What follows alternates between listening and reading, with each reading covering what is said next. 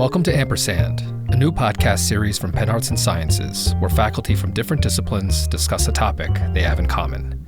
As part of this series, we're bringing you conversations with the new Dean of Arts and Sciences, Mark Trodden, who will be speaking with faculty from a range of disciplines about their research and topical issues in their fields of study. In today's episode, Dean Trodden talks with Sophia Rosenfeld, Walter H. Annenberg Professor of History, about the importance of the humanities for college undergraduates, the role higher education can play in strengthening democracy, and the upcoming 250th anniversary of American independence.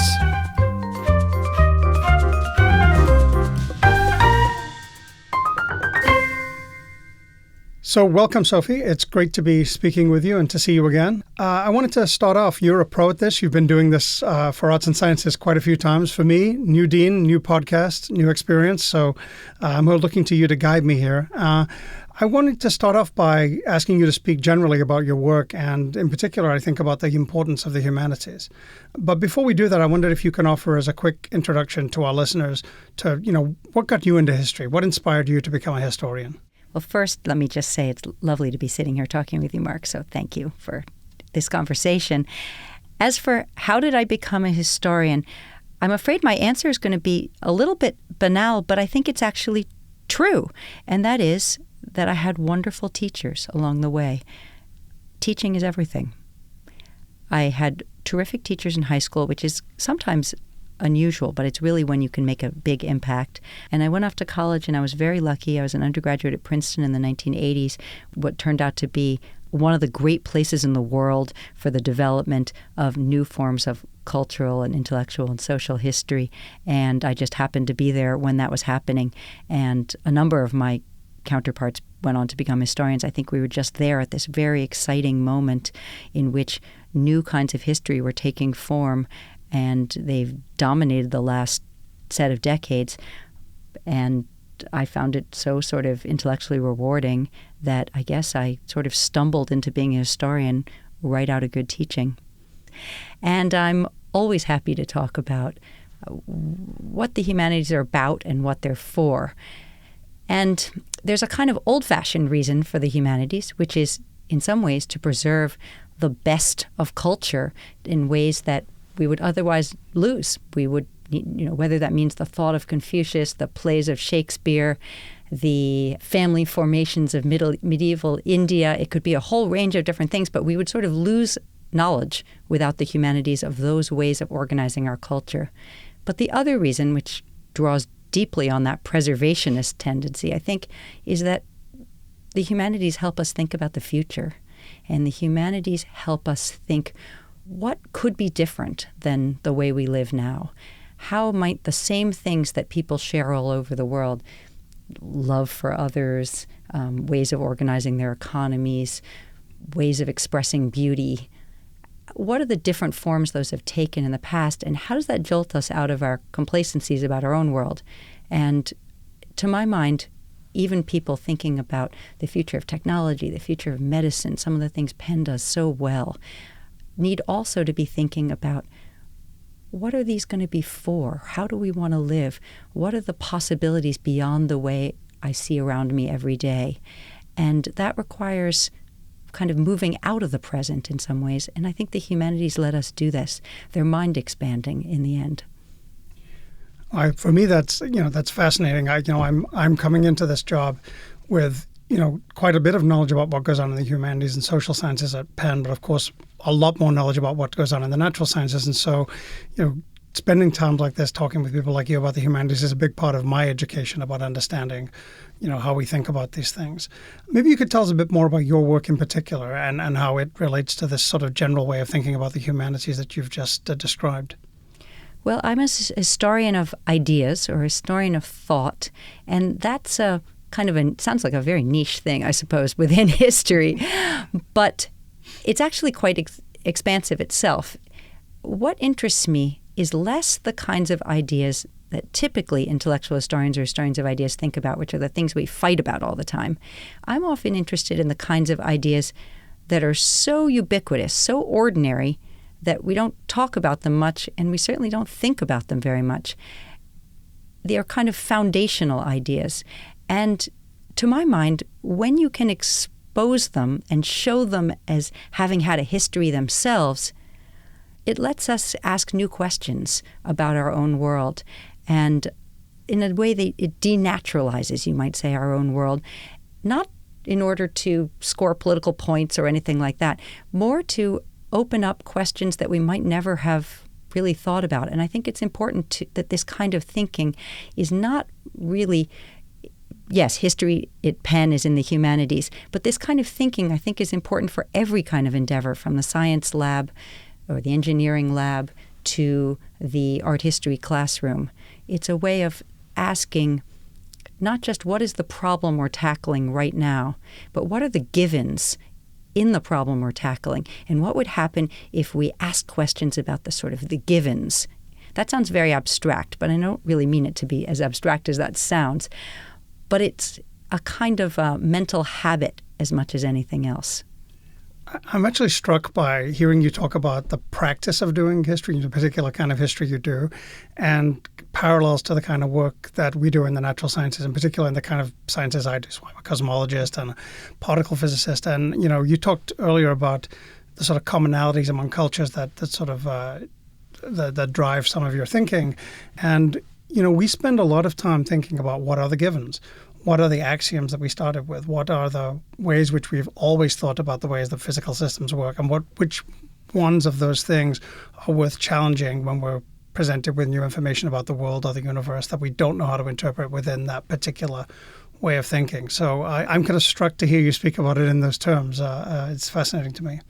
So, one thing I did want to move on to is a little bit about the sort of connection between STEM fields and the humanities. So our undergraduates certainly, and I actually think, frankly, many of our faculty and our colleagues often see a dichotomy between STEM and the humanities. I come from a physics background. I certainly see value in both, which I better do if I'm going to be the Dean of Arts and Sciences. And one thing I often have to tell people is, why should you study physics? Or why should everyone, if they're not going to be a physicist, understand the basics of, say, physics? Or this could apply to chemistry or biology or any of those topics. And it's one thing to tell them, it's a way of thinking. It's a way to give you a way to break down complex problems. But I think there's something much more nuts and bolts, which is the world around you works in a very particular way. And humankind has put, millennia into trying to understand that.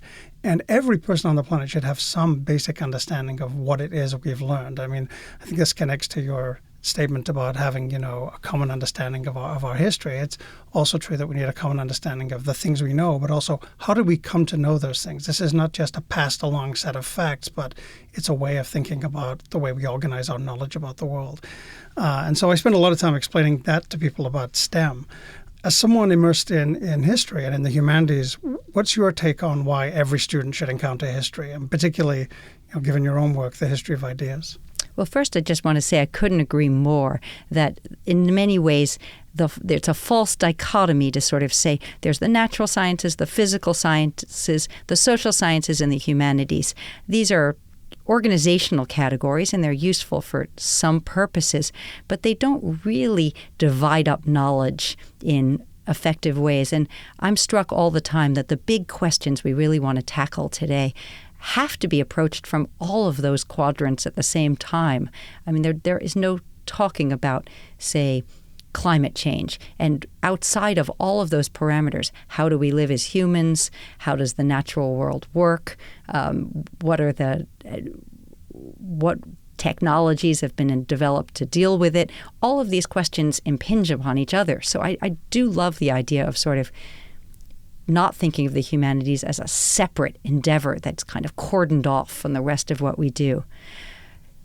I think every student at Penn needs some foundation in all of those areas: mathematical literacy about the physical and natural worlds, something about how we live in cultures, something about how we organize our societies.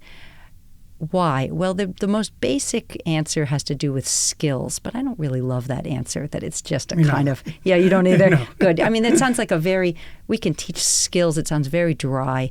I think we're teaching people how to understand the world around them. And that world, as you say, is at once their sort of basic physical laws about how the world works, but many of which we're still discovering. We're discovering things about the human as a physical being, about the mind.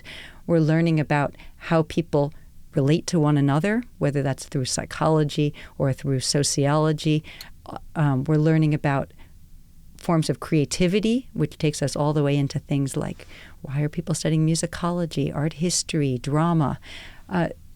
They're connected, and yet we don't want to neglect any of them. And I see the education as a chance to kind of open up ways of thinking. Skills they're important, but it's a very arid way of thinking in a way about what arts and sciences is about. Yeah.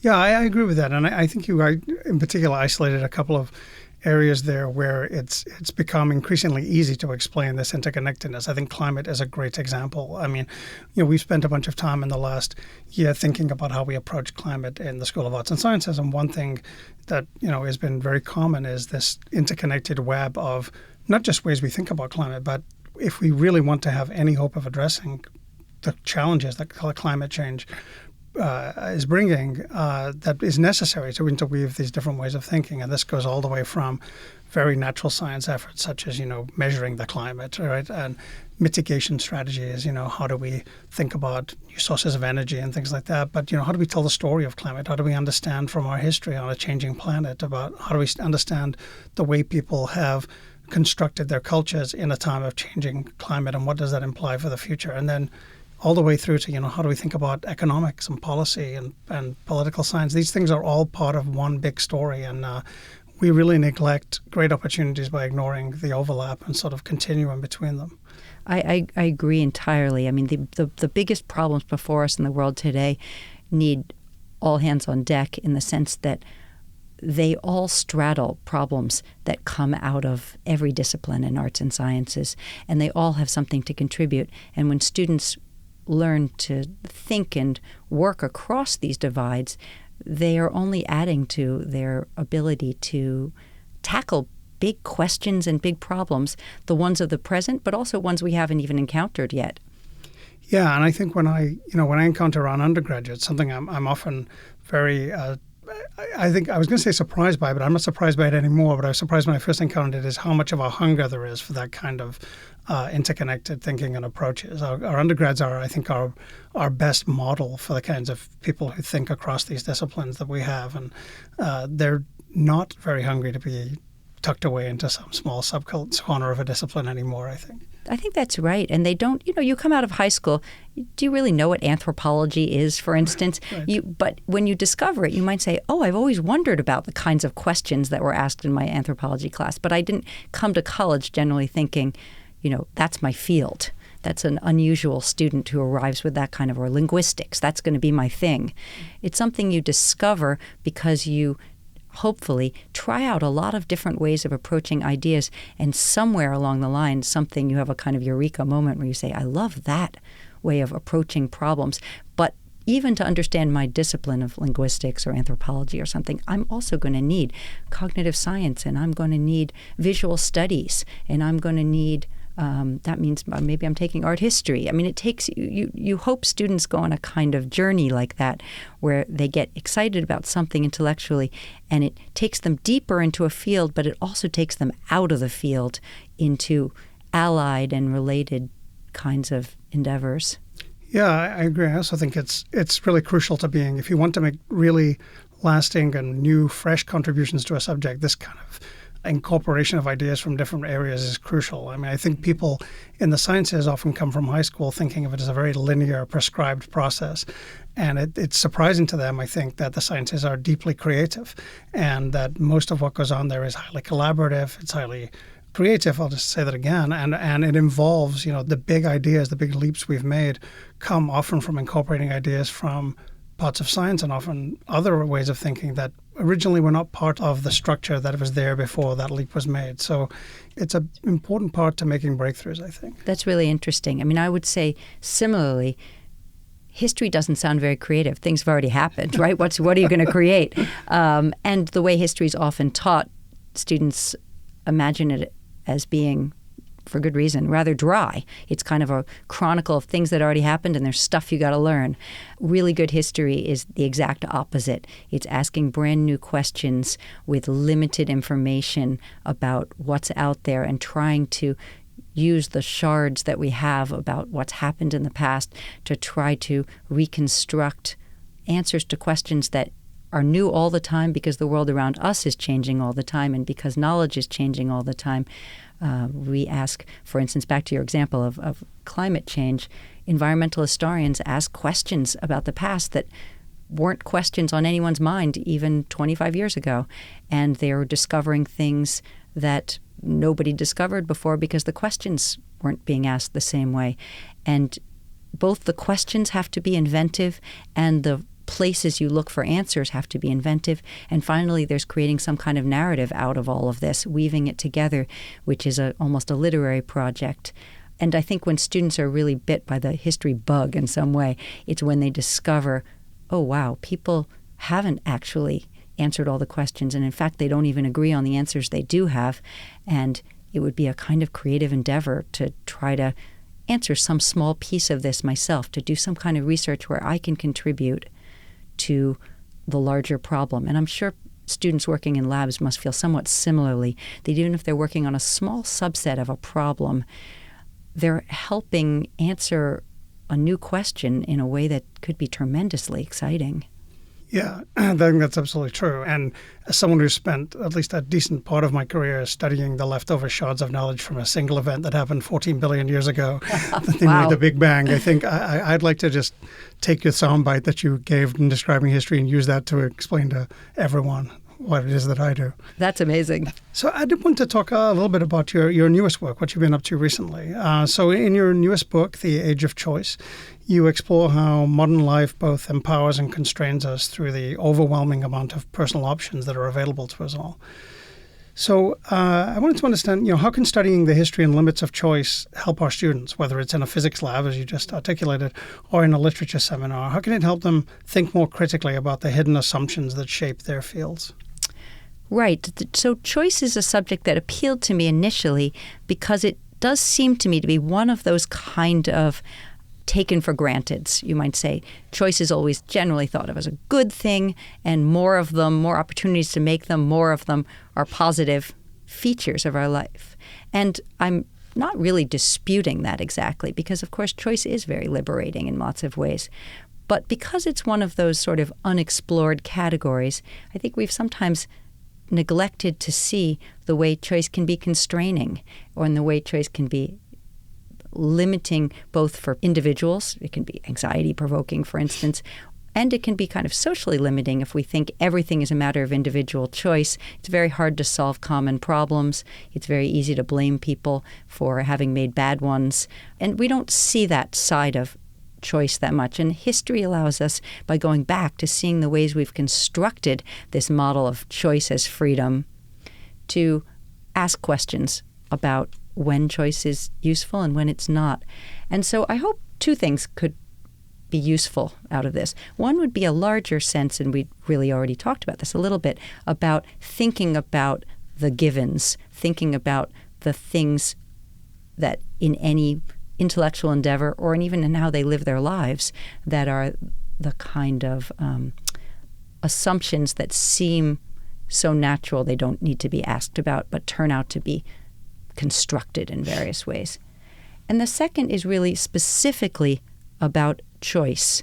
I'm struck, when we think about curricula today, for instance, students think of a catalog of possibilities a little like online shopping, right? In fact, in many schools, it's called shopping period when you pick your classes, that you think, what do I want to take? What interests me? What am I going to pick? And then they spend a lot of energy on the sort of picking aspects of it. And this is all well and good. We've opened up, these courses started getting called electives in the late 19th century.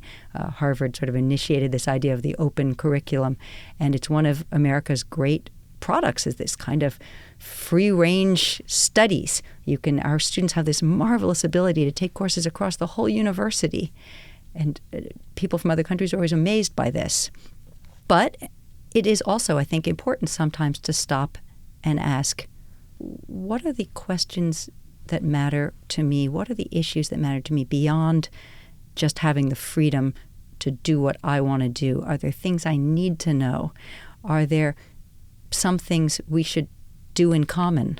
Are there some places where you mentioned, for instance, everybody having some knowledge of the physical world?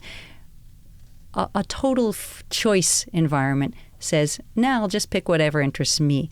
But I think it's worth all of us, faculty and students alike, thinking sometimes about what do we need to share? What do we need to put our minds together to do that isn't just about what do I like, what are my preferences, what do I want to advance doing? And so I hope that, in many different realms, this work on choice resonates to move us away from always thinking of the shopping model as the basis for everything. That makes a lot of sense. I mean, as someone who came to the U.S. from a foreign country, from the UK, to do my PhD, the educational system was very different. So certainly this aspect of it, shopping for courses, was completely different. So that was a shock to me. But there was many other things about culture that were surprising to me. I have no idea I still today don't really know how to choose my health insurance or which of the many drugs are pitched to me between, baseball innings I'm supposed to buy or tell my doctor that I want. It's overwhelming at times. And so it is worth thinking through what things are central to us. And I think at the university and in the school right now, asking those questions, we're in such a time of change. I mean, AI, for example, just to give an example, is disrupting everything. It is a good time to ask, while everything is changing so quickly and we're being, compelled to keep up with it and to exploit it in certain ways for good, what are the things that we cherish and that are important as a common experience, a common set of knowledge, and a common way of doing things that bind us together? What makes us, for example, a School of Arts and Sciences or a university or a culture in general? Yes, absolutely. I think that's just right, that what binds us together is a really nice way of putting it. And it doesn't mean we have to agree about things. Right. It doesn't mean we shouldn't be, in some sense, diverse along every kind of metric. But we also need something like a little bit of solidarity, and we need some shared knowledge too, just to operate as a community, to operate as an institution, and of course, more broadly, to operate as a culture. Yeah. As I take on this job, I've been thinking a lot about those kinds of questions. And I think the way you put it is just right. Yeah. One thing that's kind of a good segue into the next thing I wanted to ask you in a way. One thing I've been thinking about a little bit coming in as dean is how we think about, strategically planning and aligning the kind of things we do in arts and sciences with the priorities of the university. And as you know, a big part of what Penn thinks about these days is promoting democratic values in institutions. And it's one of the top priorities of the university right now. So, earlier this year, you were kind enough to participate in the New York Ben Talks on democracy, past, present, and future. And I know that during that event, you talked about the same thing you just mentioned a minute ago, this question of an over-reliance on choice as a democratic value. So could you talk a little bit about some other values that you think are important for democracy as we sort of start to think through this issue as an institution? So now we're on to one of my favorite issues altogether.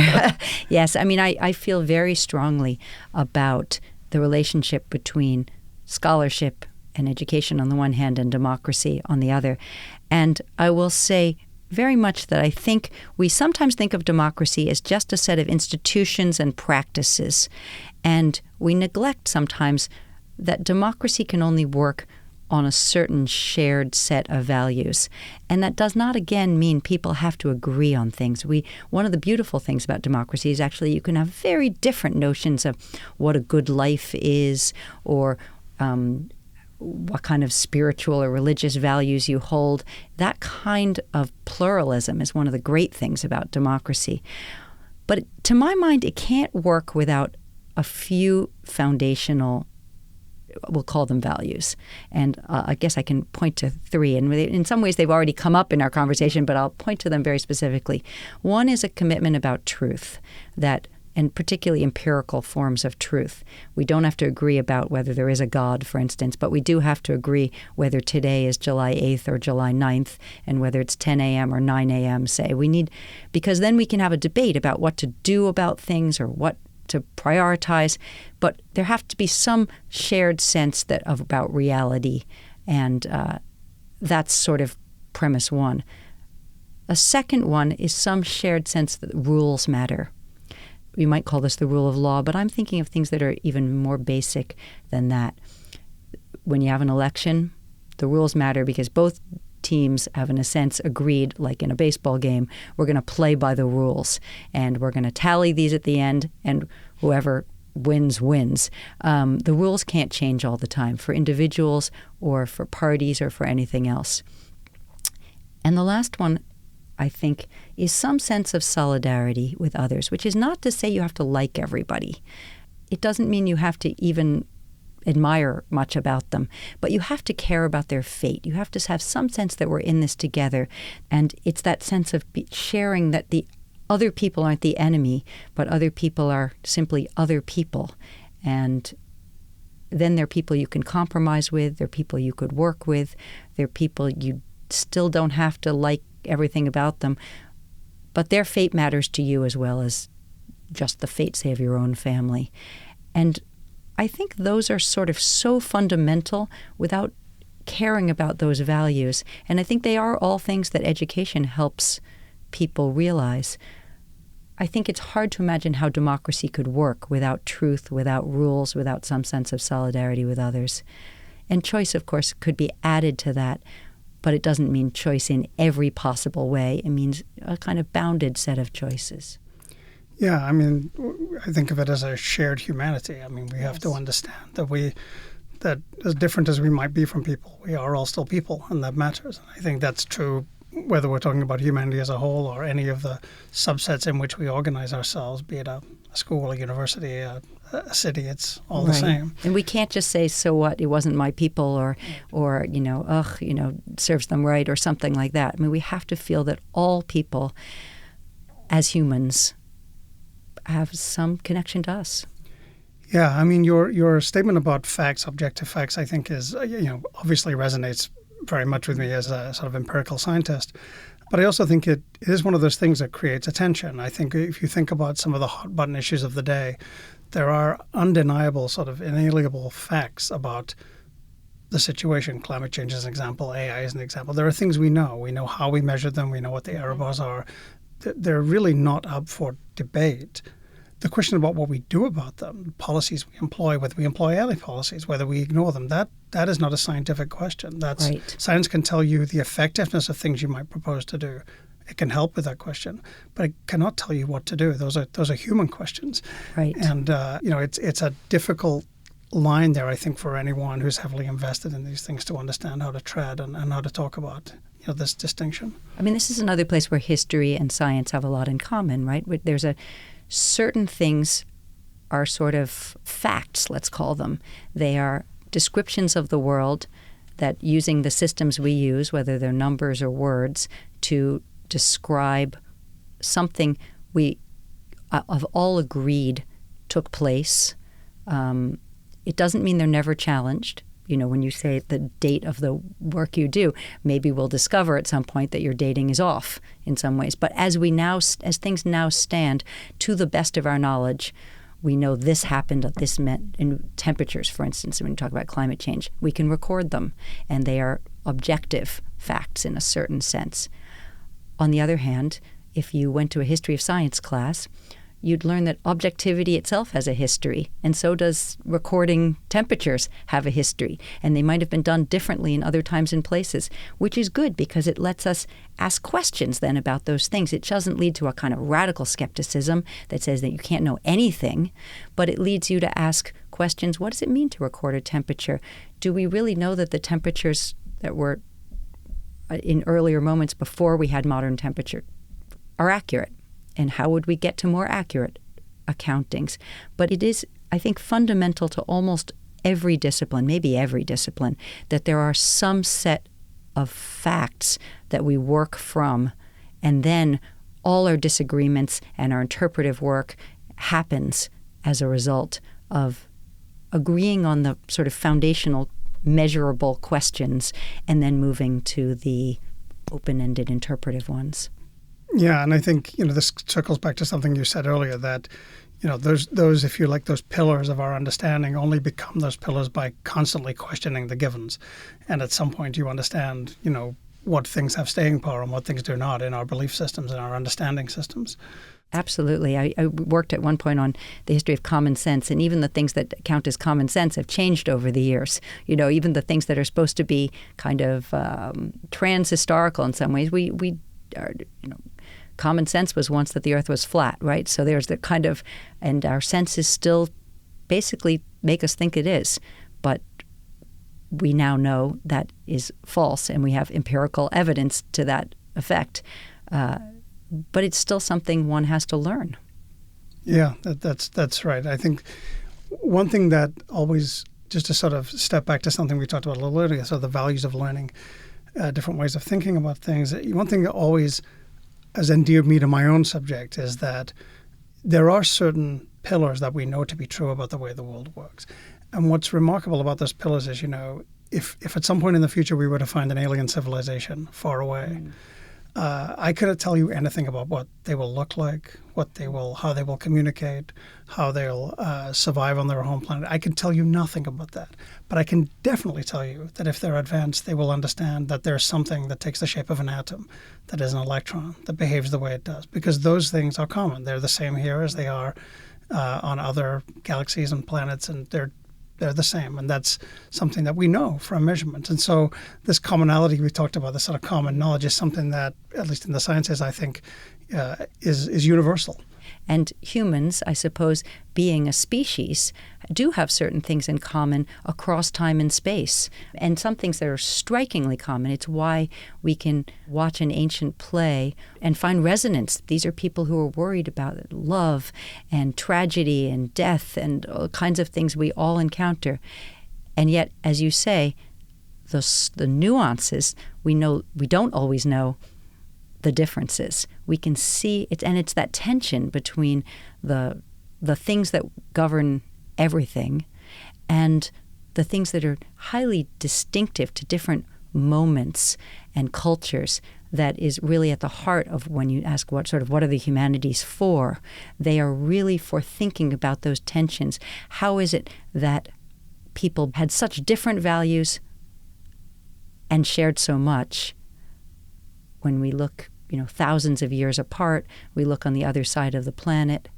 And it's fascinating to hear you say that about you wouldn't know about what life was going to be like, but you would know something about the physical reality in which those people would dwell.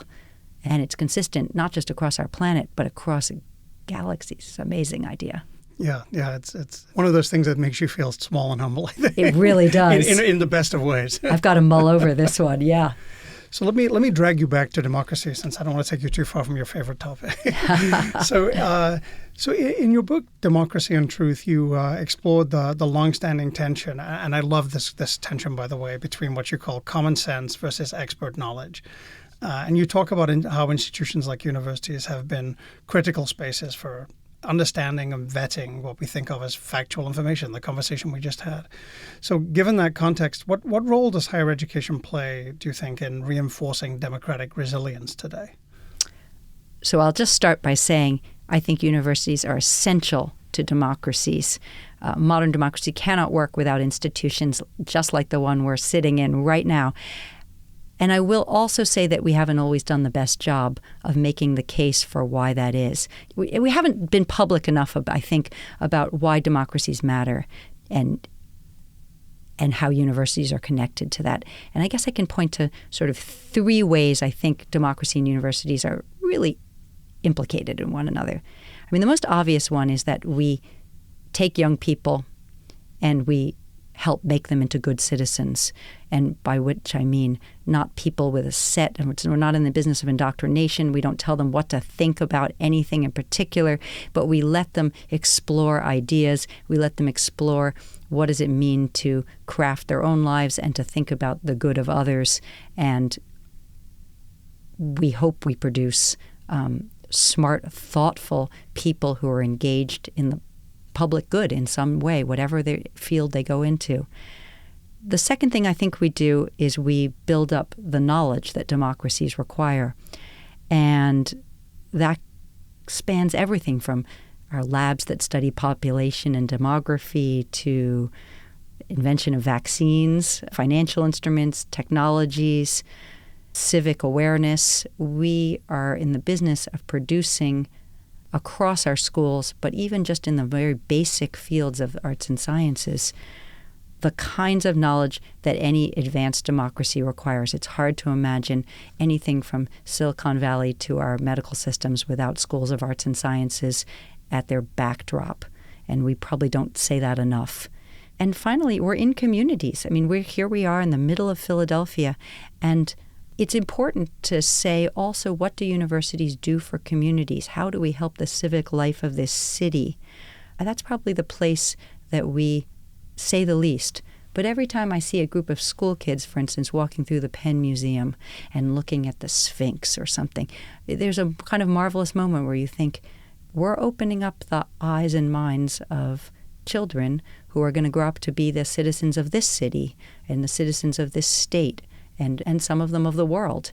And I think we really need to think more and say more about the ways in which all three of those levels are kind of essential to the preservation of democracy, not just people who, study something very specific like voting patterns, but much more generally, how to craft thoughtful people who will be the citizens of tomorrow, both of our students and of the people in our communities.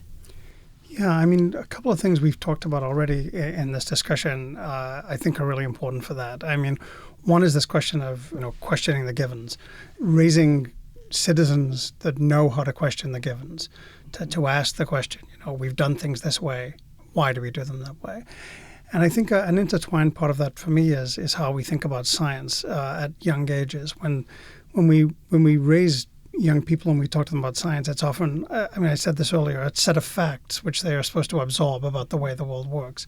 And that is, I think, in no way the most important thing about science. Right. The most important thing is, how do we know those things? If someone tells you, we know that the Earth is 4.5 billion years old, how do we know that? Well, you are not requested to just take that on faith.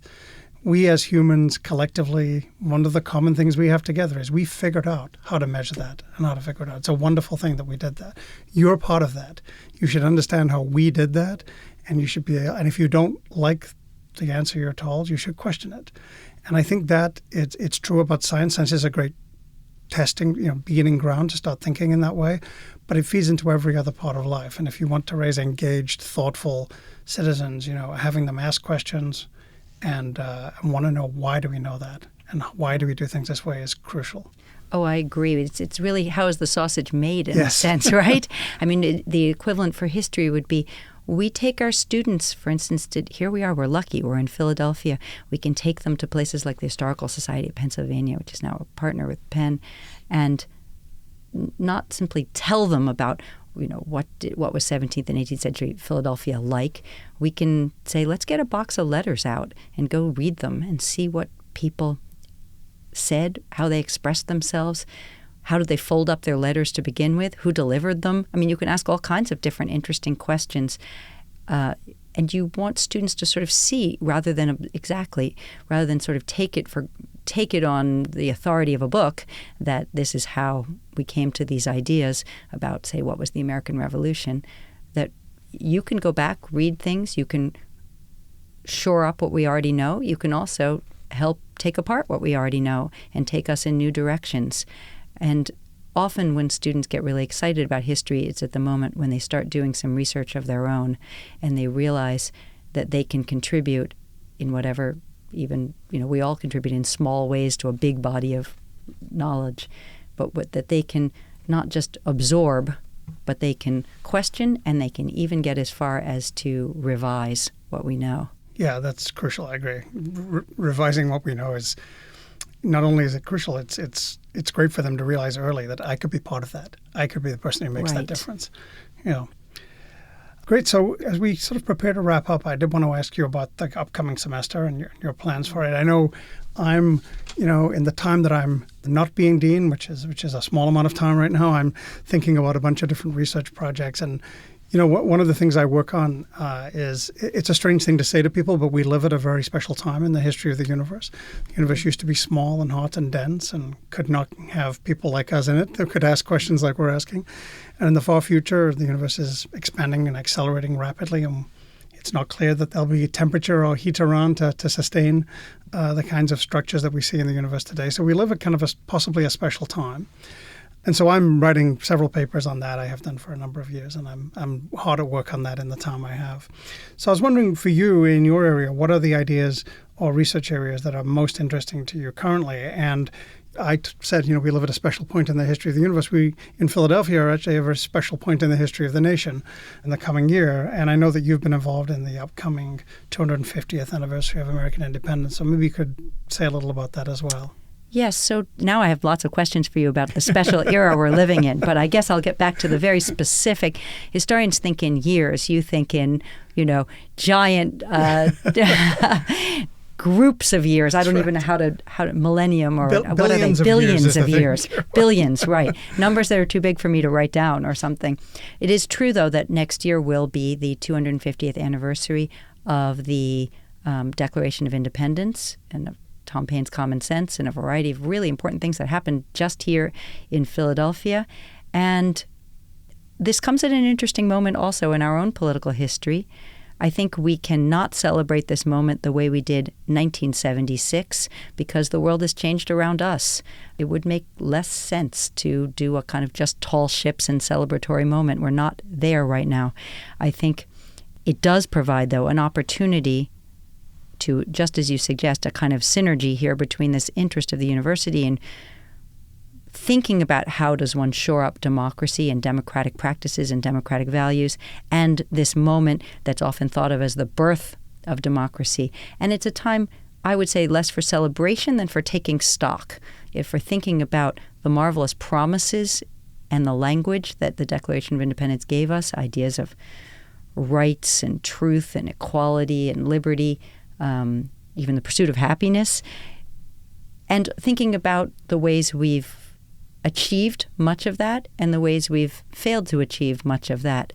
And a purely celebratory event would be kind of strange. I think it's much more an opportunity to find what's best in that moment and figure out how to not downplay the other parts, but how to, in a sense, imagine better futures for ourselves. And so I think the university should and will play a big role in doing that locally, and I hope, with all eyes on Philadelphia, maybe nationally and internationally as well. So I will certainly say that I hope this is a moment in which scholarship and teaching will take us back, not to just sort of what happened, but thinking about liberty, equality, inequality, freedom and unfreedom, and a variety of categories like that. I also, like you, think that we must think about AI as an area of research. Everything from what counts as literary property to how much energy is it using to how is it going to change our teaching are all on the agenda. We absolutely can't, across any discipline, I think, put our heads in the sand and ignore the way that AI, and I almost said threatens to derail, but it might not be threatens, might be just opens up possibilities, both good and bad. And I thinking about the moral questions as well as the technological questions, I think will be really important. What I like about history is that we think about the past, but always with the criteria of the present, which is to say the questions, we have to ask questions that are not purely antiquarian, but help us think about the world we're in now.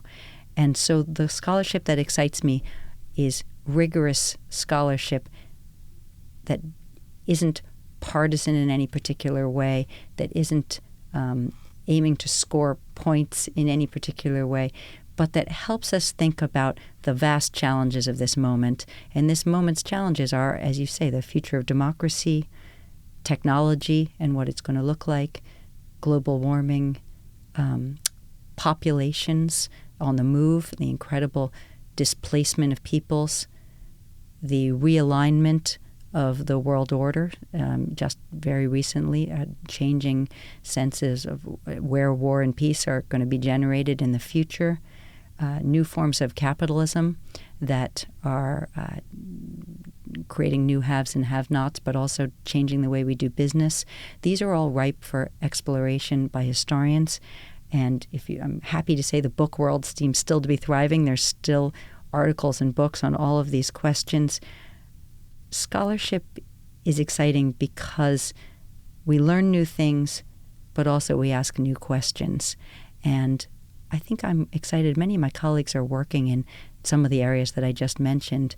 And every time a new book comes out in my department, it's kind of an exciting moment, or even when the students complete senior theses, because they've taken us somewhere new, and usually the answers are just the kind of thing we need to be thinking about to try to imagine how we want to live in the future. So the final thing I'll say is I mentioned all these sort of negative things, like we need to think about climate change and the problem of immigrants and refugees as being unwanted across multiple borders.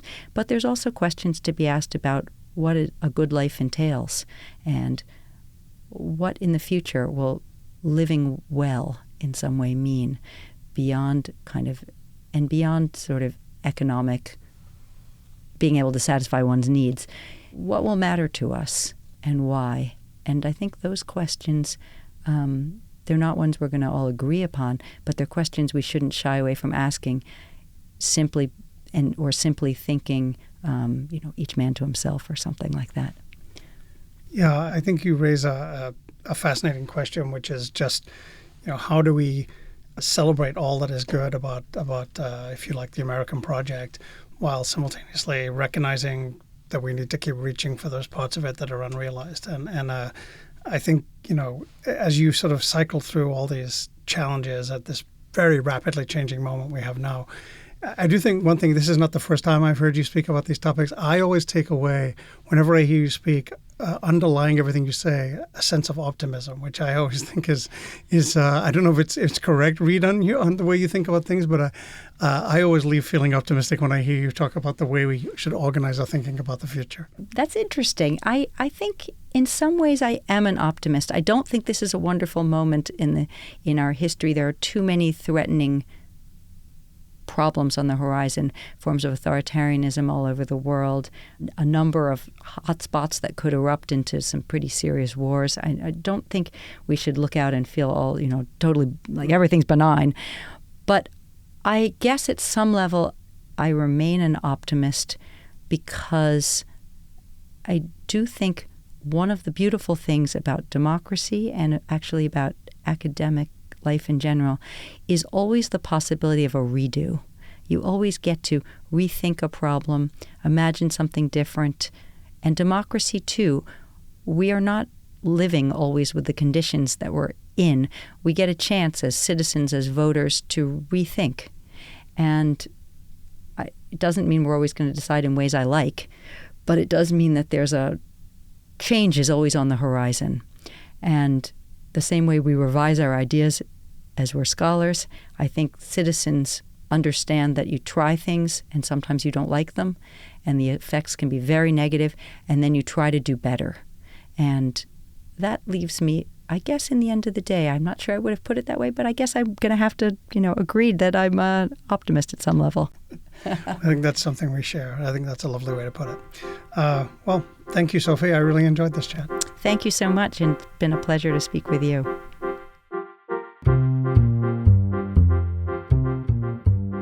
This concludes the second episode of our special edition of Ampersand, our new Omnia podcast series.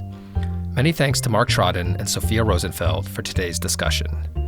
Be sure to listen to our next episode of Ampersand featuring Dean Trodden in conversation with Rebecca Waller, Associate Professor of Psychology.